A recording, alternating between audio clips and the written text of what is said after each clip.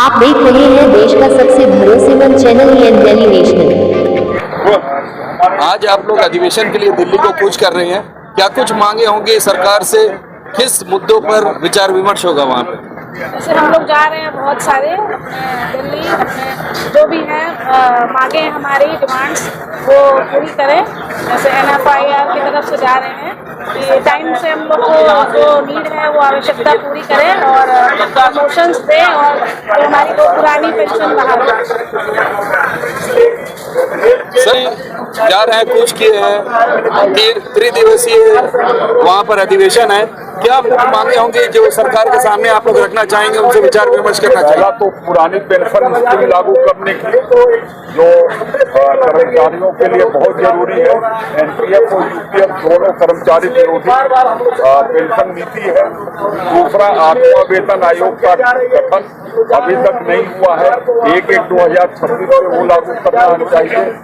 Surrendering of post, संसाधन बढ़ रहे हैं लेकिन पदों का सरेंडरिंग किया जा रहा है और प्राइवेटाइज करने की जो प्रक्रिया चल रही है उससे देश और रेल दोनों का बहुत नुकसान हो रहा है, तो उसको बंद करने का भी आह्वान है। 18 महीने का जो एरियर है उसके भुगतान की बात, बोनस सीलिंग लगाया हुआ है 7,000 रुपीज, उसको खत्म करने के लिए।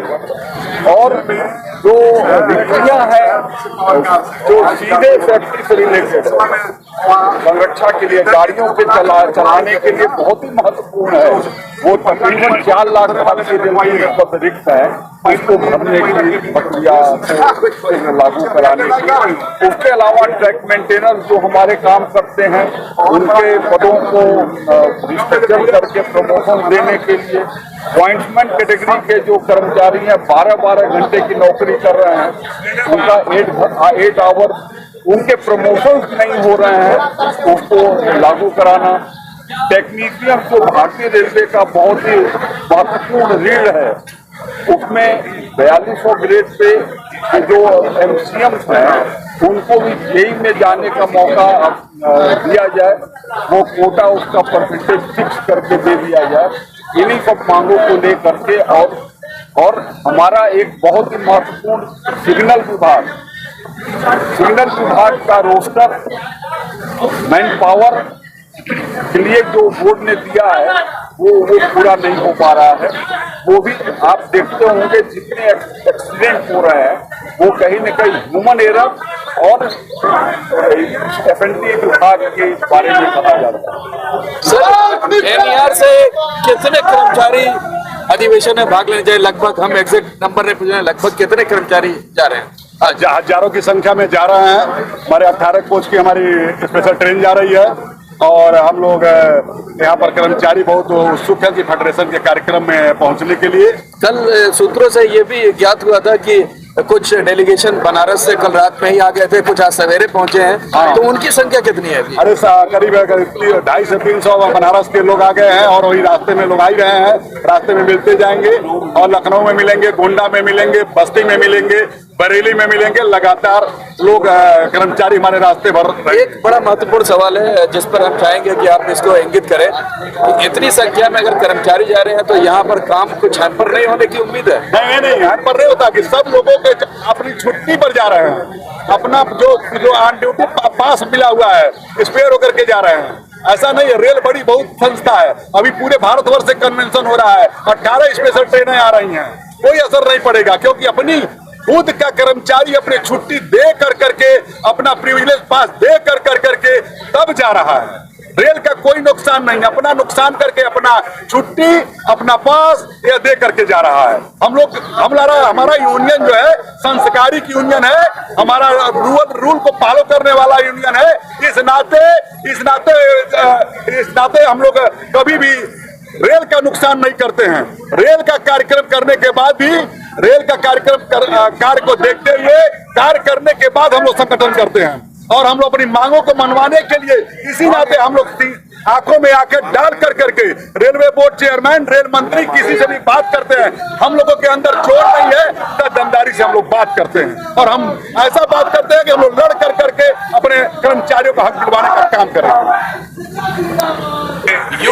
यूथ के प्रेसिडेंट आप हैं, क्या कुछ यूथ के लिए अब की बार वहां पर मांगे होंगी? खासतौर से अगर एनआर की बात करें तो क्या कुछ मांगे? ओपीएस तो सब मांग रहा है, यूथ के लिए क्या, जो अभी नए लोग आए हुए हैं उनके लिए क्या? देखिए, यूथ के लिए जो सब लोग मांग रहे हो तो सबसे जरूरी है आप एनपीएस हटा के यूपीएस हटा के ओपीएस लागू करना। लेकिन यूथ के लिए आज कोई तरह की बड़ी सुविधा नहीं मिल रहा, उनको कोई सुविधा नाम का चीज नहीं है। अभी बताइए, सारी गाड़ियां थर्ड एसी किया जा रहा, सारे लोग को थर्ड एसी का पास मिल रहा, लेकिन किसी गाड़ी में आप जाइए वंदे भारत में रिजर्वेशन नहीं मिलेगा, हम सफर में रिजर्वेशन नहीं मिलेगा। इस मुद्दा को मैं वहां उठाऊंगा। फिर उसके बाद प्रमोशन एकदम एनईआर का सबसे बुरा स्थिति है, वो मुद्दा हम लोग को रहेगा।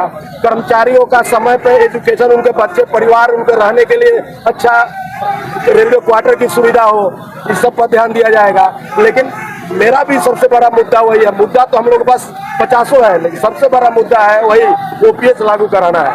और आप लोग के थ्रू मैं सरकार को आगाह कर रहा हूँ कि हम लोग से मांगों को माना जाए, इस पर ध्यान दिया जाए, नहीं तो बहुत बड़ा आंदोलन होगा जिसका मतलब सरकार के पास कोई उपाय नहीं रहेगा। जय हिंद, जय भारत। ओपीएस मुद्दा तो है, इसके अलावा और कौन से मुद्दे हैं जो कि आपके नेतागण भूल रहे हो, जिनको आप इंगित करना चाहेंगे, वहां पर उसको उठाना चाहेंगे? देखिए, ओपीएस तो फर्स्ट है और सेकंड जो है आउटसोर्सिंग, निजीकरण, ये एकदम फोड़ की तरह है पूरे भारतीय रेलवे पर। और स्टेट गवर्नमेंट में भी धीरे धीरे सरकारी एम्प्लॉइज रिटायर्ड हो रहे हैं और ये सरकार आउटसोर्सिंग के जरिए प्राइवेट लोगों को ला रही है, 6,000 रुपये दे करके उनके जीवन को बर्बाद कर रही है। ये मुद्दा आपका स्टेट गवर्नमेंट से या सेंट्रल गवर्नमेंट से? सेंट्रल गवर्नमेंट से, लेकिन वो भी मेरे भाई हैं। रेलवे ज्वाइंट में लड़ रहे हैं हम लोग। रेलवे सेंट्रल गवर्नमेंट है, रेलवे सेंट्रल गवर्नमेंट है और स्टेट गवर्नमेंट से मेरा अनुबंध हुआ है। राघोइया साहब ने अनुबंध किया है, हम दोनों लोग जेएसएम के तहत इस लड़ाई को लड़ रहे हैं, ओपीएस लेना और इन आउटसोर्सिंग को खत्म करना। ये स्पेशल जो ट्रेन जा रही है, ये श्री रमेश मिश्रा जी और विनोद राज जी के नेतृत्व में दिल्ली के लिए हम लोग कूच कर रहे हैं और वहाँ एक महाकुंभ लग रहा है पूरे भारतीय रेलवे के कर्मचारियों का। वहाँ आकर के और वहाँ पे सारी समस्याओं को उजागर करेंगे राय साहब और मिश्रा जी, और राघोइया साहब ने इस बात को स्वीकार किया है, रेल मंत्री को उन्होंने मुख्य अतिथि बनाया है, उनके सामने सारी समस्याओं को जो है हम लोग रखेंगे।